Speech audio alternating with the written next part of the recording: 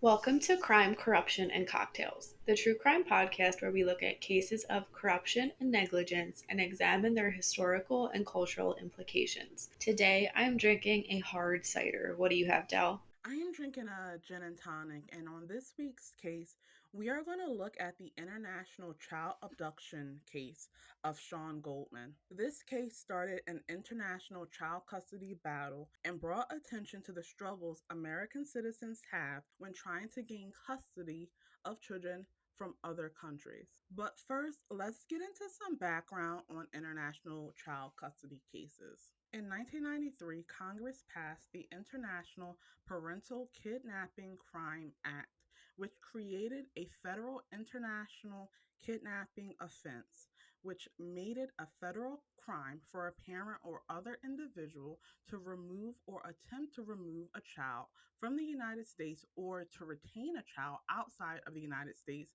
with intent to obstruct another person's custodial rights. Every year, situations of international parental kidnapping are reported in the United States. It is common for the removal of a child to occur during a heated or emotional marital dispute, in the early stages of separation or divorce, or in the waiting period for a court custody order or agreement. International parental kidnappings of U.S. children have been reported in countries all over the world, including Australia, Brazil, Canada, Colombia, Germany, India, Japan, Mexico, the Philippines, and the United Kingdom. The return of kidnapped children is often settled through negotiation or with the left behind parent filing a civil petition pursuant to the Hague Convention on the Civil Aspects of International Parental Child Abduction. This convention was established to facilitate the return of children abducted to foreign countries. However, it only applies if both countries involved in the international parental kidnapping situation are signatories to the convention. Some parents may consider using extrajudicial forms of recovery, such as personally traveling to the foreign country to recover a child. Although it may seem easier and faster to use these methods, they often violate U.S. federal laws and the laws of the foreign country involved and may potentially exacerbate the situation. In such circumstances, the other parent's direct removal of a child from the foreign country without the assistance of the United States Department of State could result in his or her arrest or even imprisonment in that foreign country. Furthermore, any unlawful attempt to recover a child may adversely impact the success that the petition for return under the Hague Convention would have. Let's get into Sean's case. Sean Goldman was born in 2000 in the United States to an American father, David Goldman, and a Brazilian mother, Bruna Bianchi. In 2004, Sean took a 2-week vacation to Brazil to visit his mother, and after this vacation, Bruna refused to return Sean to his father in the United States. Bruna then filed for a divorce from David in Brazil. She then married João Silva in 2007. After Bruna died in childbirth in 2008, Silva applied for and was granted a new birth certificate for Sean, which listed himself as Sean's father. This was allowed because Brazil allows for social affective paternity, which is a legal concept that recognizes non-familial bonds. Sean's case made it to the Brazilian Supreme Court, which ruled in favor of David, and Sean was returned to the United States on December 24th, 2009. Sean's grandparents made repeated visitation attempts through the court in New Jersey, but were denied based on the probability of Sean not being returned again. This case had wide-ranging political implications. Then U.S. Secretary of State Hillary Clinton treated the case as a diplomatic issue of Brazil's obligations under the Hague Convention.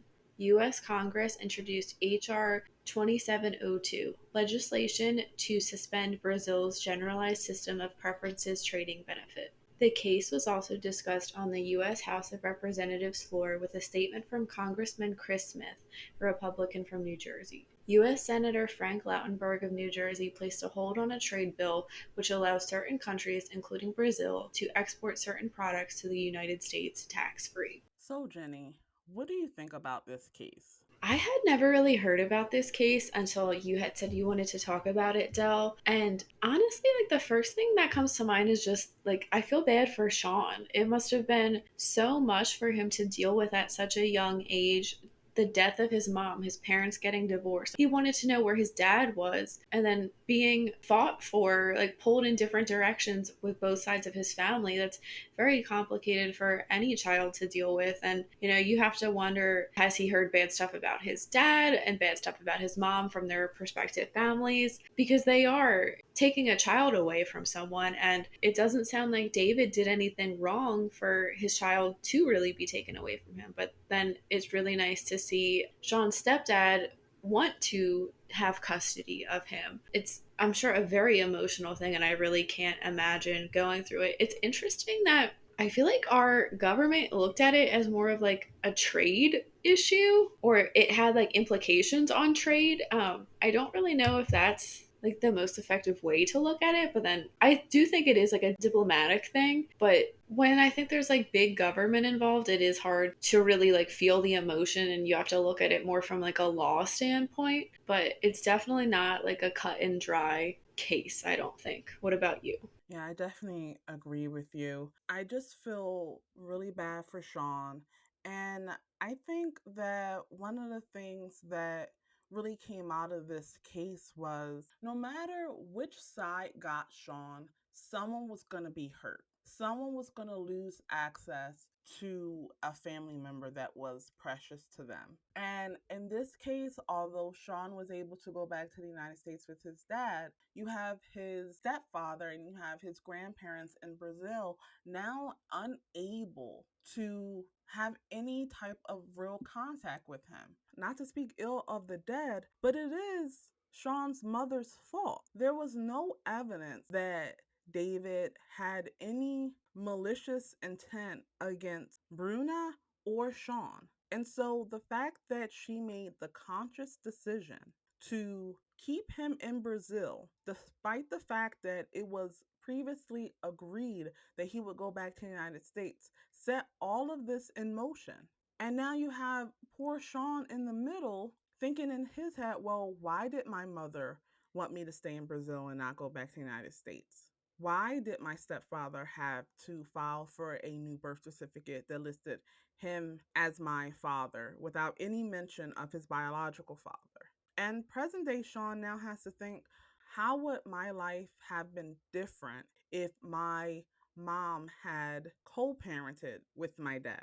How would my life have been different if I was able to explore both Brazil and the United States? I think it would have been an exciting childhood for him. And so all this was taken away from him because his mother decided that she wanted to blow up an arrangement that she had with Sean's father. And it's really sad. And to talk about how the politicians responded to it, I think that they were just using the only thing they really had in their arsenal, which is trade agreements between the United States and Brazil, and trying to put a little bit of pressure on Brazil to make sure that Sean was returned to the United States.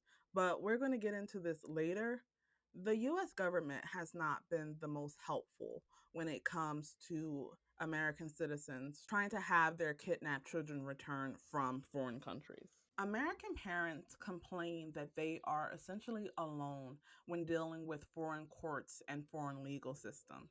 The US State Department has a virtual monopoly on information in such cases, but refuses to act as a vigorous advocate for left behind American parents, while also preventing the National Center for Missing and Exploited Children or anyone else from playing that role. State Department Attorney Thomas Johnson remarked that when he reminded one senior State Department official with child abduction convention responsibilities that she worked for the American people, her immediate response was, quote, "I don't work for the American people, I work for the Secretary of State," end quote.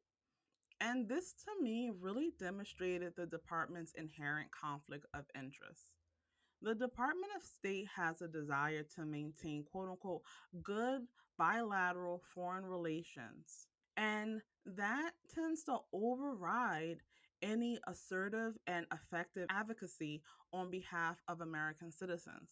They're always thinking about, well, I never want to do this action that is going to cause this country to make hostile decisions towards the United States. And while I do understand that that is their purpose, I think it's really shitty that they won't pass that advocacy over to another organization.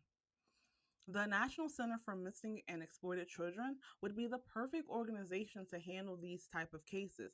They already have experience with missing children, and all they would need is the additional resources that the State Department has when dealing with foreign nations. Bernard Arrowson said, quote, the current system to secure the return of these abducted American children does not work and will not work unless it is changed profoundly. I don't doubt the sincerity or the dedication of the professionals in the State Department who have lead responsibility for this problem, but they do not have the tools and powers to do their job effectively. And unless Congress gives them the power and the tools, we will be back here in 5 years or 10 years with another set of hearings, another group of parents with broken hearts and devastated dreams, and we will be making the same statements we are making today. And I absolutely agree with him. There have been a lot of hearings on what Congress could do to make sure that these abductions are happening, or when they do happen, the American citizen can have an easier time going about getting their child back. But there doesn't seem to be any real care to do it. Even the things that they were proposing in Congress had nothing to do with the inherent issue.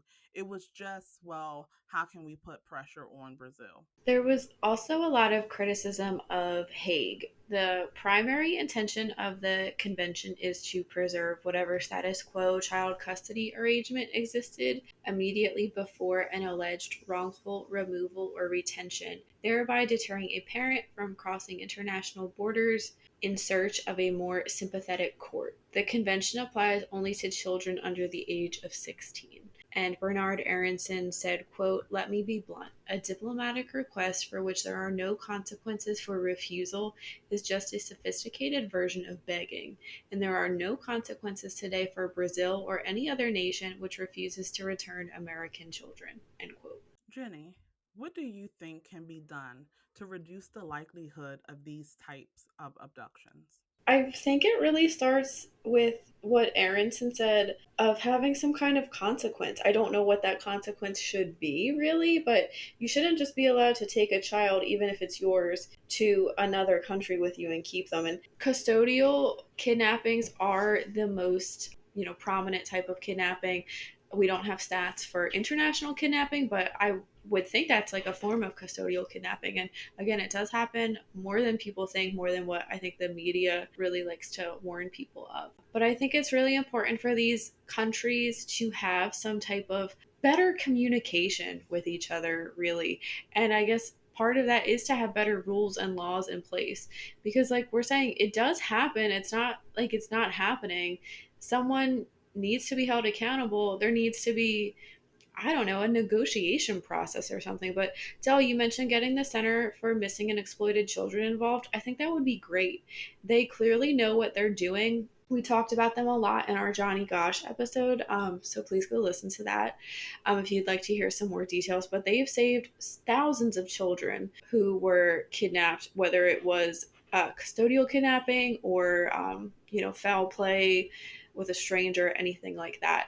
And they're really good at their job. They seem to be very on the ball with what they're doing. And I think that they're probably the greatest resource. If only, like we're saying, the State Department or someone could help and give them some more resources, whether that be funding or personnel or, access to, I don't know, records or whatnot.